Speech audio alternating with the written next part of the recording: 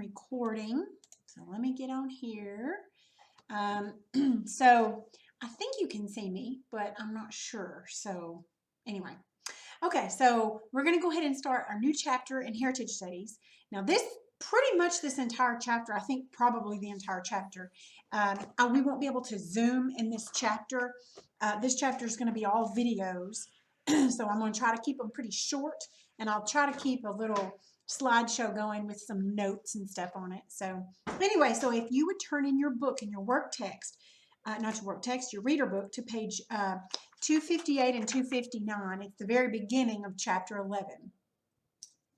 So I'll give you just a second to do that. If you need some more time, you can pause it.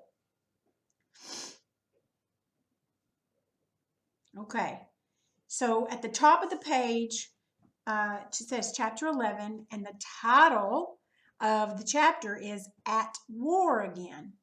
Now, the last chapter that we did, chapter 10, was about kind of working its way up, living through the Depression and that kind of stuff. The chapter before that, chapter 9, was all about enjoying the peace after the war, World War I. Because remember, during the 20s, it was so nice and everybody had jobs. It was so great and good because World War I was in the teens. And then in the 30s, it was the Depression. Well, now we're going to move up to the 1940s. So this is At War Again. So now this is going to be World War II.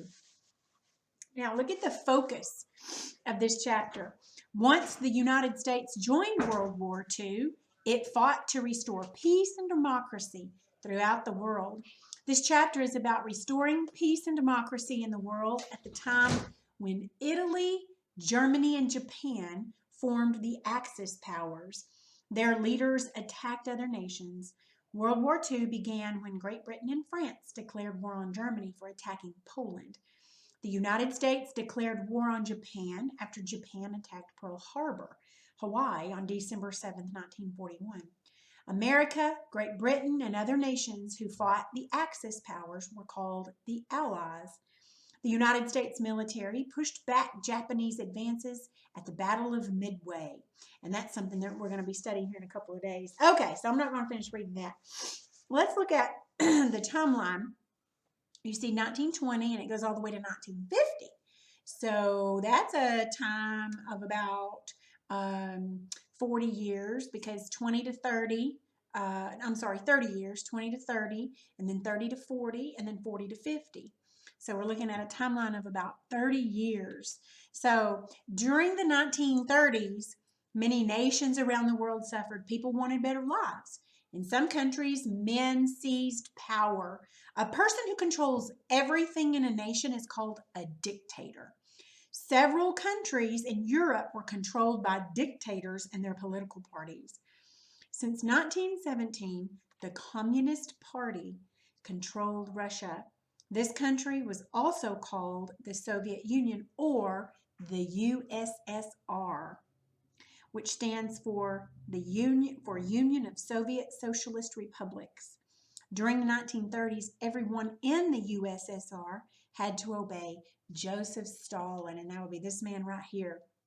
Anyone who made Stalin unhappy would be killed.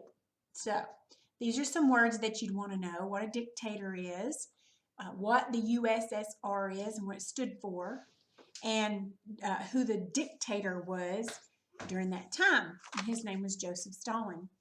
All right, look in your book on page 260. There's going to be a map at the top. It says Europe before the war. Now look at that map. Do you happen to see the red country that looks like a boot? If you always find that country, the one that looks like a big tall boot, you can just know that that's Italy. Now Italy and Germany and the USSR, that's who we know now as Russia. But in those days, it was called the United Socialist Soviet Republic or something to that effect, USSR. Okay, so those were the Axis powers. The Allies were Great Britain, France, and later on America, when America came in. So let's start reading there on page 260. You see the picture of those two men? Joseph Stalin and Benito Mussolini. He has a really neat name. Stalin threatened the people inside the USSR more than those outside. At one point, people from a particular part of the country made him unhappy. Stalin had all their food taken away. Many of the people died of starvation. Stalin also tried to end all religion. How do you like that? So let's look at Italy. In 1922, Benito Mussolini became Prime Minister of Italy. He took the title Two Deuce or Second Deuce or the leader.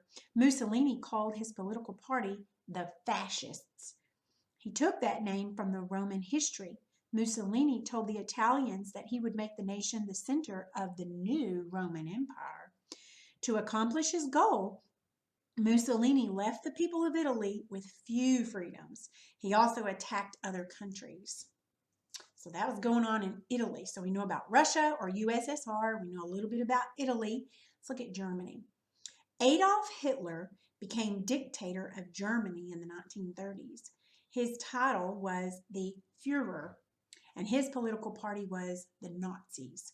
Hitler and Mussolini were friends, but Hitler was worse than Mussolini. There's a picture of Adolf Hitler there at the top of page 261. Hitler believed that many people had hurt the German nation in the past, and he wanted to punish those people. He hated and wanted to destroy the Jewish people. Hitler thought Germans were a superior race and that all others were inferior. He also wanted to fight France and conquer parts of Eastern Europe. Hitler worked hard to accomplish his goals. He built a large military. He made friends with the leaders of Spain and Japan. He started claiming pieces of European countries that spoke German. And by 1939, people around the world worried that Hitler and what they might do, these other dictators. All right, so that's a little kind of a background overview information on the Axis powers, USSR, Italy, and Germany. Who is in charge in each one of those places and some of the things that they did. So let's look where it says, right in the middle of your page, on page 261, it says the democracies of Europe. Now, do you see the man in the corner, the black and white picture? That's Winston Churchill. He's a very important person to remember for this chapter. Not all of Europe's countries had dictators. Many of them had strong democracies. In a democracy, the citizens are able to vote for the country's leaders. The people are free to choose whichever ruler they want. The French democracy was troubled. Many French people favored politicians like Hitler. Others like communists and socialists. Although France was a large and powerful country, it struggled to oppose the dictators. Great Britain had less political trouble. However, the leader of Great Britain, the Prime Minister, didn't think the country was strong enough to stand against Hitler. Some politicians said that he must be stopped. Winston Churchill was the most famous of these politicians. Great Britain was preparing to fight Hitler. Turn the page to page 262. We're just going to read the very first paragraph at the top of page 262. It's still going over those democracies in Europe. Many of the smaller countries tried to be ready to fight. They feared Hitler. If he attacked, they felt that they wouldn't be able to successfully defend themselves. So that's where we're going to stop today. In tomorrow's lesson, in the next lesson, we'll read about Asia, China, Japan, and the United States. Get a little bit of background info on them. So that's all of the lesson today. We do not have a work text today, and there's nothing that you're going to have to read. I just wanted to kind of introduce the chapter to you. Now I want to go back just a little ways, okay? Kind of going over a short timeline history type thing that we've been learning. So we know that from about 1900 through 1918-ish, remember the World War I took place. Remember back in the 1860s was the Civil War. And then moving up to the 19-teens, you had World War I. And then the 20s came. And in the 1920s, everybody lived a good life.